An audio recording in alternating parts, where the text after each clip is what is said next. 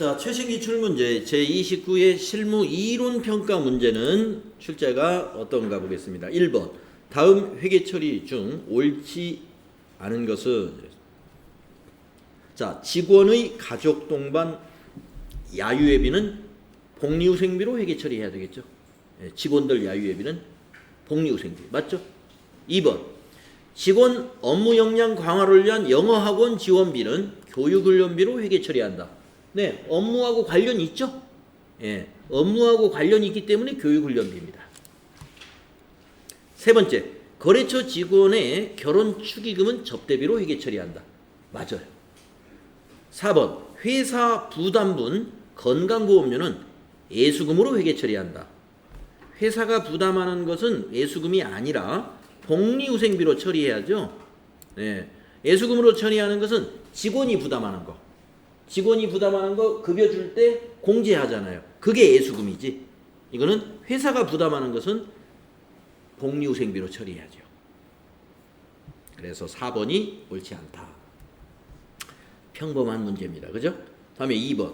12월 결산법인 주식회사 한공은 2018년 1월 1일 기계장치를 100만 원에 취득했다. 내용여수는 5년이고 감가상각은 정률법 0.45 정률. 이때 2018년과 2019년에 기계장치 감가상각비로 알맞은 것은 감가상각비 정률법 계산하는 법 알면 그냥 간단하죠. 자 2018년 첫 해입니다. 1월 1일부터 100만 원의 첫 해는 무조건 45%죠. 예, 45만 원. 네, 3번과 4번 중에 답이 있다는 거죠. 그러면 두 번째 2019년도는 45만 원을 빼야 돼요. 100만 원에서. 그렇죠? 감가상각 누계액을 빼잖아요. 그러면 55만 원이 장부 금액이죠. 그 55만 원에 45%를 감가상각 하는 거죠.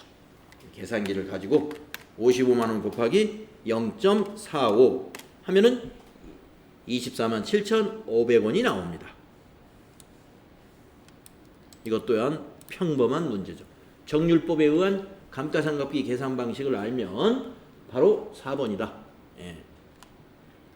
다음에 3번 문제. 주식회사 한공의 당기순이익은 80만 원으로 계산되었으나 이후 결산 과정에서 다음의 내용이 누락된 것을 발견하였다. 이를 반영한 후에 당기순이익은 얼마냐?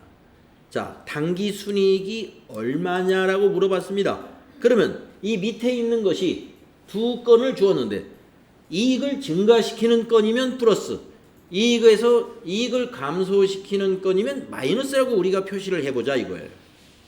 자, 취득 시 자산으로 처리한 소모품 사용액 2만 원의 결산 정리가 누락되었답니다. 사용액 2만 원을 누락했어요. 여러분 소모품을 사용했으면 비용 처리해야죠. 소모품 B를 누락했다는 거예요. 그러면 이걸 반영하면 이익은 줄어죠. 예, 마이너스. 다음 두 번째. 매출 채권에 대한 대손 발생액 3만 원의 회계 처리 누락. 자, 대손이 발생할 때, 자, 가로 속에 대손 충당금 잔액은 1만 원이 있답니다. 여러분 대손이 발생하면 대손 충당금에서 어때요? 상계 처리하죠. 그런데 대손 충당금이 발생액보다 부족해요. 2만 원이 부족합니다. 그때 우리 2만 원을 뭘로 처리하죠? 비용 처리하죠.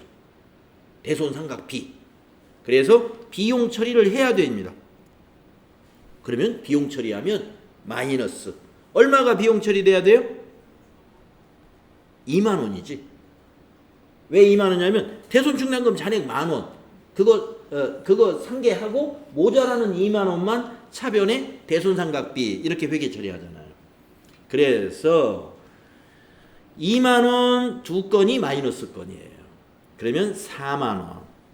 4만 원이 이 당기순이익이 줄어들게 됩니다. 그러면 현재 당기순이익은 80만 원이니까 80만 원에서 4만 원 빼시면 돼요. 80만 원에서 4만 원 빼면 76만 원이 답이 되겠네요. 그래서 1번이 답이 있다. 자, 이렇게 답을 맞추면 되고요. 여러분은 답을 맞추는 것을 뛰어넘어서 첫 번째 항목과 두 번째 항목에 대해서 분계를 쓸 줄 알아야 돼. 네. 자, 이 문제를 푸는 데는 이것만 판단만 하면 되지만, 자, 첫 번째 정리분계 한번 해봅시다. 자, 소모품 사용액 2만 원을 누락시켰어요. 그러면 지금 반영해야 되겠죠. 차변에. 그렇죠. 소모품비 2만 원. 대변에 소모품 2만 원. 이렇게 회계 처리해야 되는 거예요. 그래서 이 소모품비가 바로 비용 발생이었기 때문에 우리가 아까 마이너스를 시켜야 된다라고 얘기한 겁니다. 이거는 자산 감소. 취득시 자산 처리했으니까 사용한 것은 자산에서 감소시켜야 될 거 아니에요. 취득시 자산으로 처리한 거. 그래서 1번에 12월 31일 날 수정분기는 이게 누락이 됐다는 것이고, 2번 매출채권에 대한 대손 발생액 3만 원의 회계 처리가 누락됐다고.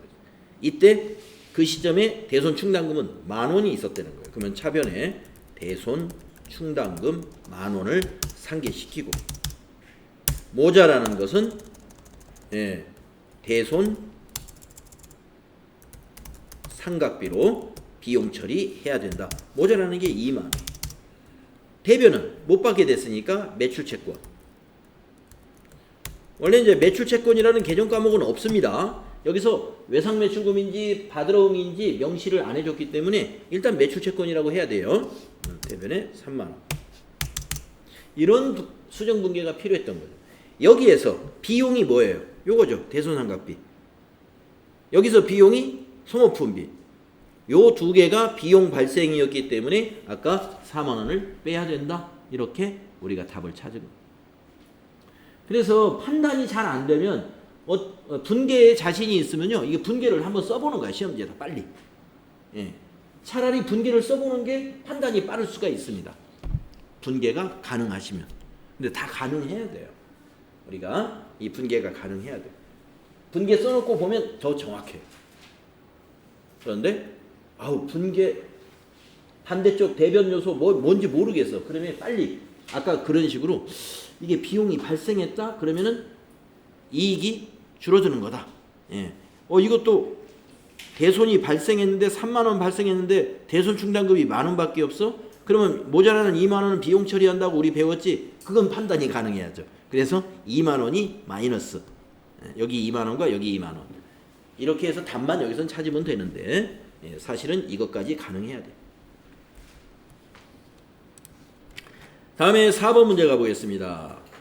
다음 현경과 지수의 대화 중 가와 나에 들어갈 내용으로 옳은 것은 이랬어요. 자, 현경이가 회사가 업무용 차량에 주유를 하면 회사는 차변에 어떤 계정으로 처리하죠? 업무용 차량에 주유하면 차량 유지비죠? 차량 유지비. 다음 지수.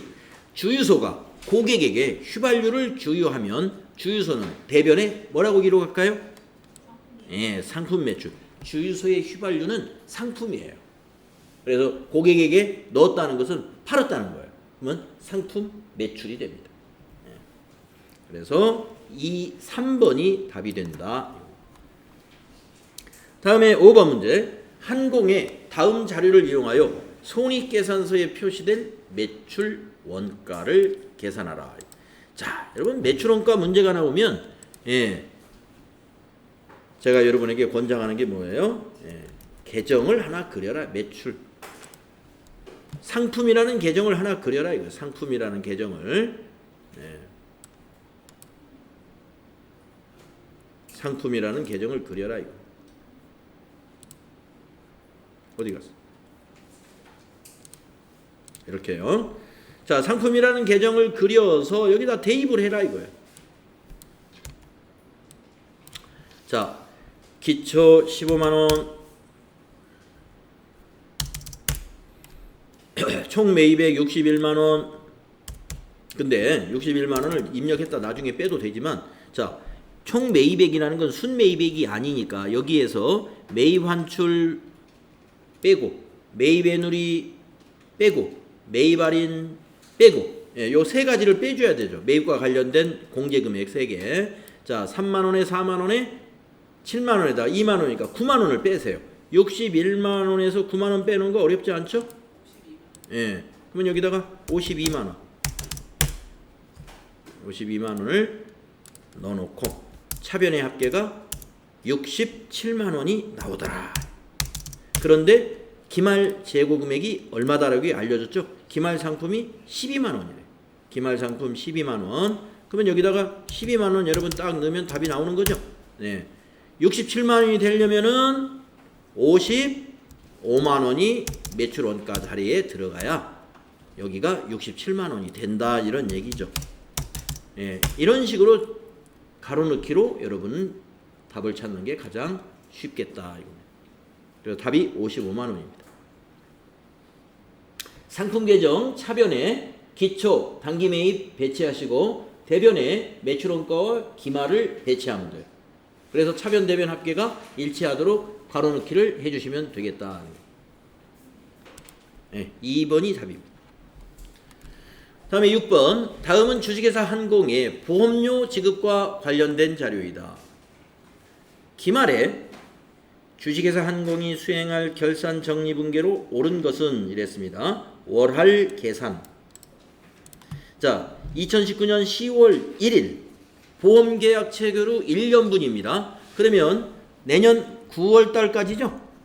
10월 1일이면 다음 해 9월 말까지예요. 그래서 미경과 보험료가 9달이다. 이런 것을 빨리 체크하시고 1년분 보험료 12만 원을 지급하고 보험료 지급 시점에 다음과 같이 회계 처리했다. 비용 처리했네요.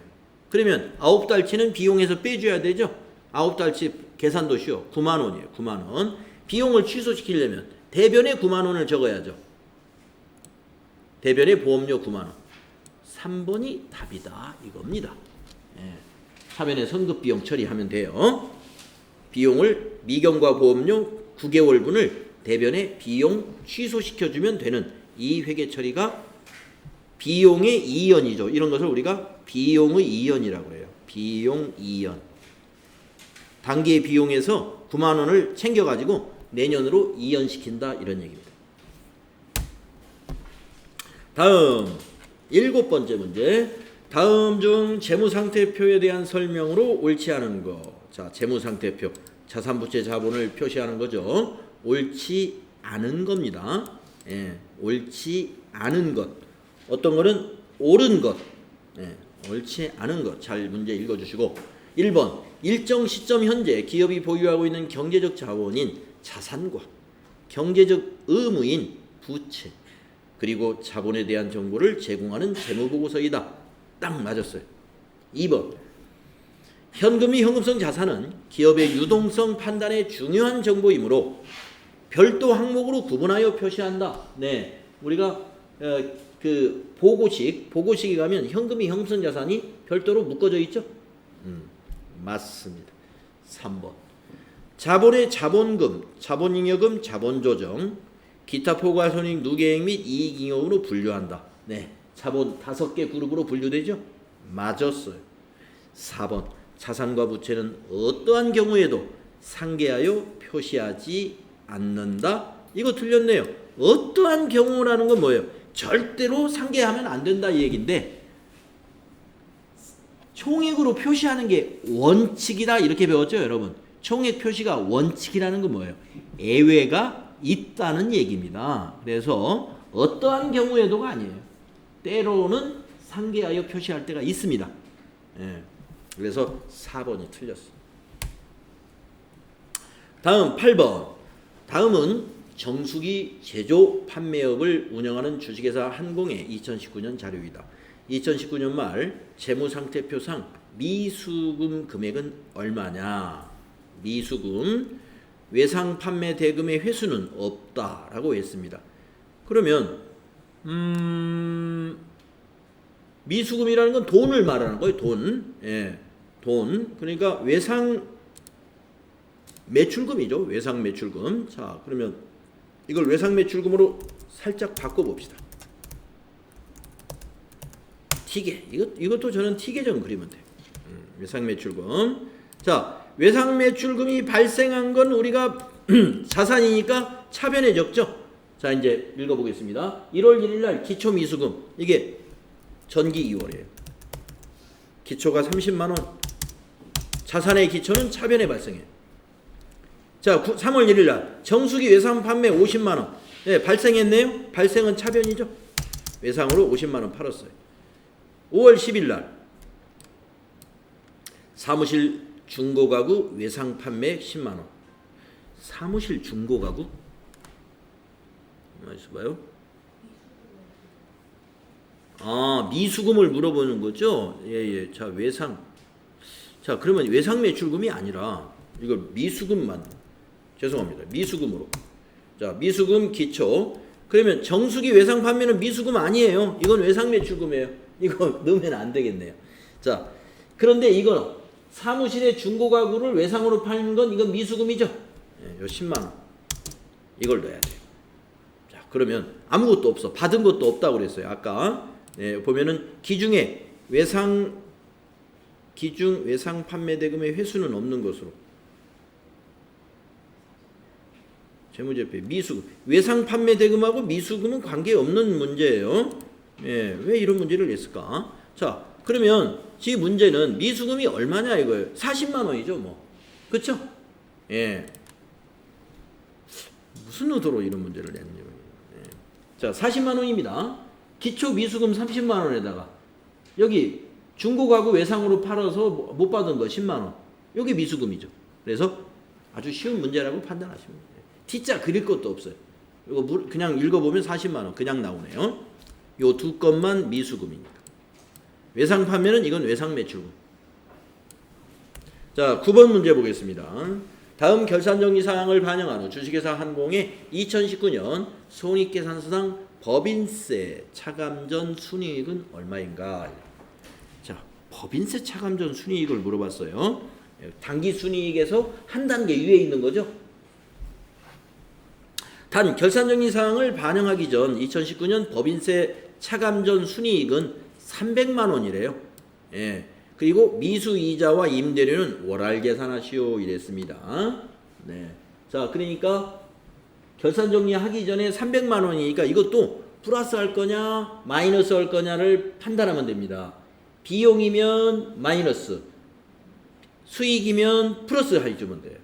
자, 정기예금 200만 원에 대한 미수이자, 이게 뭐예요? 200만 원을 단기분인데 200만 원은 아니네요. 미수이자 계산을 해야 되겠네. 자, 2019년 9월 30일에 애치했고요. 만기는 1년이요. 연이자율은 5%. 만기의 이자를 지급한다 이거예요.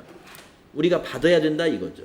그러면 월할 계산해야 되니까 몇 달치 이자를 수익으로 잡아야 되냐면은 9월 30일에 애치했으면 10월 1일부터 이자가 붙어야 되겠죠. 10월, 11월, 12월 3개월치 이자 계산 한번 해봅시다.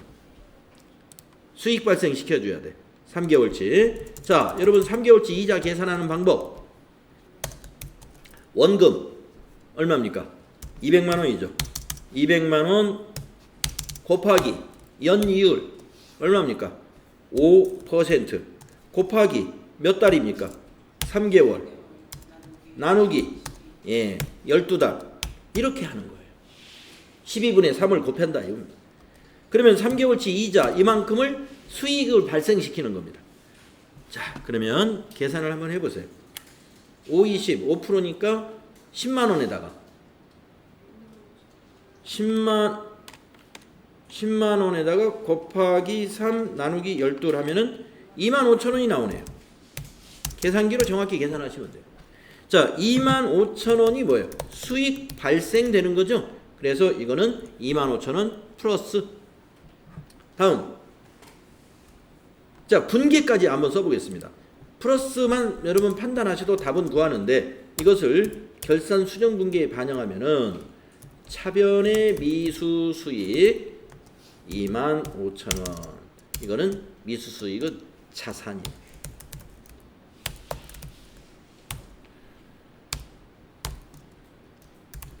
대변의 이자 수익 25,000원. 시험 볼 때 이거 분계까지 할 필요는 없어요. 우리가 지금 공부를 하기 위해서 하는 겁니다. 수익 발생. 그렇기 때문에 25,000원 더하라 이거예요. 어디에다가? 300만 원에다가. 자, 다음에 수령시 전액을 선수 수익으로 계상한 1년치 임대료가 있었대요. 그런데 임대 기간은요, 2019년 12월 1일부터 11월 30일이에요. 그러면 이게 다 선수 수익이 아니죠. 한 달치는 수익으로 잡아야 돼요. 선수 수익은 부채란 말이죠. 수익으로 하나도 안 받다는 거예요. 30만 원이 모두가 선수 수익, 부채로 받다는 겁니다. 그런데 2019년도가 이 안에 임대료가 한 달치가 들어있어요. 12월 달치. 맞죠? 임대 기간이 12월 1일부터 내년 11월 30일이니까. 자, 그러면 1년치가 30만 원입니다. 그러면 1년치 30만 원에 한 달치는 어떻게 계산하느냐? 30만 원 곱하기 한 달 나누기 12. 즉 30만 원을 12로 나누면 되죠. 30만 원 나누기 12 하면은 25,000원이네요. 여기도 25,000원. 25,000원에 뭐예요? 수익이 발생시켜야 돼요. 이 임대료 수익을 발생으로 잡아야 돼요. 임대료가 수익이니까. 그래서 이걸 분개를 한다면 이거는 차변의 부채 감소 선수 수익 25,000원. 대변은 수익 발생 임대료 25,000원. 이러한 결산 수정 분개를 해야 하는 것입니다. 그래서 25,000원, 25,000원 수익 발생 두 건이에요. 5만 원을 더하시면 답이에요. 자, 그래서 5만 원 더하면 답은 몇 번에 있어요? 1번에 답이 있다 이런 얘기입니다. 다음에 10번 문제 보겠습니다. 다음 자료를 토대로 주식회사 한공이 취득한 매도 가능 증권의 취득 원가를 계산하면 얼마냐 이랬습니다. 여러분, 매도 가능 증권의 취득 원가는 취득 시 들어가는 모든 비용을 다 포함해야 돼요. 그러나 단기 매매 증권은 취득 시 들어가는 수수료 비용을 비용 처리하죠. 그러나 매도 가능 증권은 전부 포함합니다. 자, 볼까요? 7월 26일에 단기 시세 차익을 얻을 목적으로 액면 금액이 주당 5,000원인 주식회사 홍콩의 주식 500주를 주당 6,200원에 매입했다. 이때 취득 수수료 만원과 취득 부대 비용 2만 원을 지급하였다. 자, 이거는 단기 시세 차익을 얻을 목적이니까 매도 가능 증권이 아니에요. 그래서 매도 가능 증권이 아니니까 무시하면 될 것 같고, 그 다음 2019년 7월 28일 장기 시세 차익. 이게 매도 가능 증권이에요. 장기 시세 차익. 장기 시세 차익을 얻을 목적으로 주식회사 상해의 주식 500주를 주당 6,000원에 매입하였고, 이때 취득 수수료 만원과 취득 부대 비용 2만원, 이거 전부 3만원을 더해라 이런 얘기입니다. 자, 그러면 주식 가격이 500주를 6,000원을 계산하면 65, 30 얼마입니까? 300만원인가요? 300만원에다가 요 3만원도 포함해라 이거예요. 취득 부대 비용과 수수료 3만원. 그러면 303만원. 2번이 답입니다. 1번은 단기 시세 차익이니까 일단 매도 가능 증권이 아니에요. 단기 매매 증권이죠. 그래서 이렇게 해야 되고, 만약에 문제에서 이 똑같이 해놓고 매도 가능 증권이 아니라 단기 매매 증권의 취득 원가를 계산하시오 하면 요거 밑에 있는 거 무시하고 이거 가지고 계산하는데, 어떻게 계산하느냐? 액면 금액이 주당 5,000원. 액면 금액은 상관이 없어요. 주식 500주를 주당 6,200원에 매입했습니다. 이때 수수료, 부대 비용 이거 전부 다 비용 처리예요. 단기 매매 증권은. 그러니까 취득 원가가 아니야 이거는. 그래서 단기 매매 증권의 취득 원가를 구하라 그러면 500 곱하기 6,200이 답이에요. 계산해 볼까요? 500 곱하기 6,200원 하면은 답은 310만원. 요 3번에 있는 보기가 단기 매매증권의 취득 원가입니다. 단기 매매증권은 취득 수수료를 단기에 비용 처리하는 거예요. 자산으로 보지 않습니다. 그러나 매도 가능 증권은 조금 전에 풀었죠? 취득 비용을 전부 우리 재고자산처럼 원가에 다 포함을 시킨다. 아셨죠? 네, 10번 문제 그런 문제였습니다. 자, 11번부터 이제 부가가치세 문제입니다. 네, 여러분이 앞으로 시험 봐야 될 부가가치세 문제. 자, 11번. 부가가치세의 설명으로 옳지 않은 것 이랬습니다. 자, 옳지 않은 거 한번 찾아봅시다. 재화나 용역이 생산, 제공되거나 유통되는 모든 단계에서 창출된 부가가치를 과세 표준으로 한다. 네, 부가가치세는 바로 창출된 부가가치에 대한 세금이에요. 그러니까 그게 과세 표준이에요. 맞았습니다. 다음, 법인 사업자는 간이 과세자가 될 수 없다. 네, 법인은 무조건 일반 과세자예요. 맞습니다. 3번, 폐업자의 최종 과세 기간은 과세 기간 개시일부터 폐업일까지다. 그렇죠. 폐업자는 폐업한 날까지를 과세 기간으로 해서 다음 달 25일 날 확정 신고 납부해야 돼요. 그러니까 폐업자가 과세 기간 종료일까지 기다렸다가 신고하는 게 아니고 폐업일까지를 과세 기간으로 해서 확정 신고 기간까지 안 기다려요. 다음 달 25일 날 신고 납부해야 돼요. 폐업자는. 3번 맞았어요. 4번. 부가가치세 확정 신고 납부 기한은 과세 기한이 끝난 후 20일? 25일. 그래서 7월 25일이 부가가치세 신고 납부하는 날이죠. 예, 25일입니다. 20일이 아니라. 그래서 4번이 틀렸더라. 다음 12번. 다음 중 부가가치세 과세거래에 해당하는 것은 이랬습니다. 자, 과세, 면세. 잘 생각해 보세요. 자, 양도 담보를 목적으로 부동산을 제공했어요. 담보. 이건 과세 아니죠? 공급이 아니에요.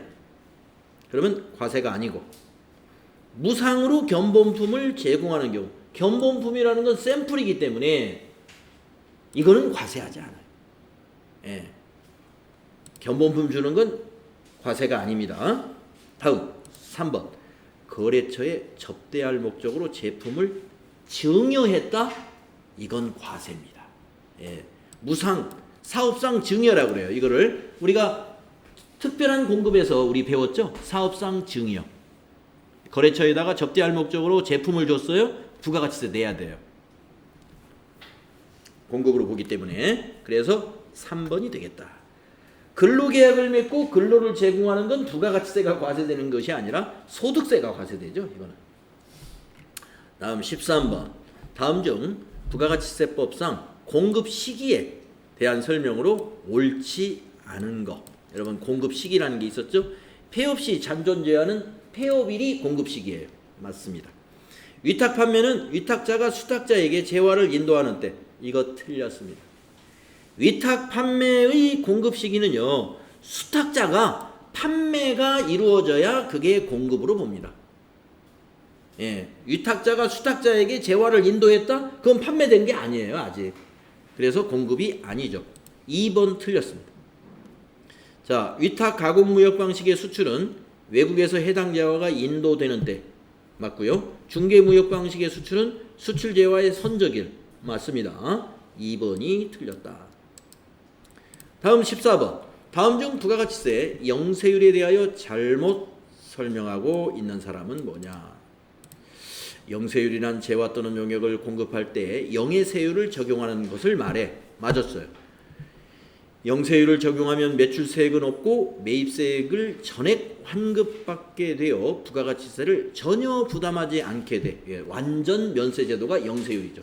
맞았습니다. 영세율을 적용하는 이유는 소비지국 과세 원칙을 구현하기 위해서야. 맞았습니다. 모든 수입재화에 대하여 영세율을 적용해야 해. 수입, 수출하는 것이 영세율이지 수입은 다 과세예요. 수입은. 근데 수입이 다 과세라는 건 좀 어폐가 있습니다. 용역의 수입은 과세가 아니에요. 용역의 수입은 과세하지 않습니다. 재화의 수입에 대해서만 과세합니다. 예. 용역의 수입은 과세하지 않아요. 그래서 모든 수입 재화에 대하여 영세율 적용한다. 완전히 틀렸죠? 수입 재화는 과세. 그래서 4번 은유. 자, 마지막 문제. 다음의 전자제품 도매업을 영위하는 주식회사 한공의 2019년 1기 부가가치세 확정신고 기간 4월 1일부터 6월 30일 공급가액에 대한 자료이다. 해당 기간의 과세 표준이 얼마인가? 예, 과세 표준 세금이 해당되는 공급으로 보는 공급가액을 말하는 거죠. 국내 매출의 과세 표준 봐야죠. 수출의 과세 표준 봐야죠. 어떤 분은 선생님 수출은 영세율이잖아요. 영세율도 과세 표준으로 보는 거예요. 면세는 과세 표준이 아니지만 우리 부가가치세 신고서에 그 영세율 과세 표준 안에 들어 있어요. 예, 그거 여러분 혼동하지 마세요. 수출액 즉 영세율 과세 표준에는 포함이 됩니다. 세금만 0원이에요. 토지 매각액 이거는 토지는 면세예요. 그래서 이거는 과세 표준이 아니에요. 면세 공급가액은 과세 표준이 아닙니다. 담보 제공액 담보라는 건 공급이 아니에요. 담보 자체가. 그러니까 이거는 무시. 그래서 과세 표준은 요 두 개만 더해야 돼요. 900만 원 4번. 네. 자, 부가가치세 문제 5문제 이런 스타일로 나옵니다.